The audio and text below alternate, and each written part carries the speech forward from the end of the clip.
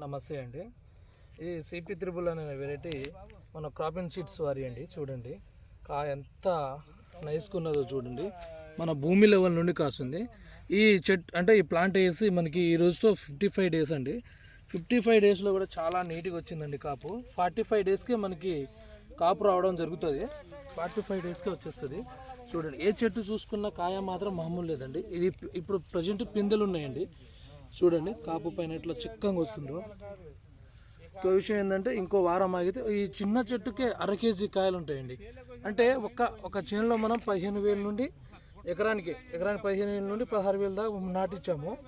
చూడండి మన estimation 1/2 kilo వేసుకున్నా ఎన్ని కిలోలు వస్తుందో చూసుకోవచ్చండి.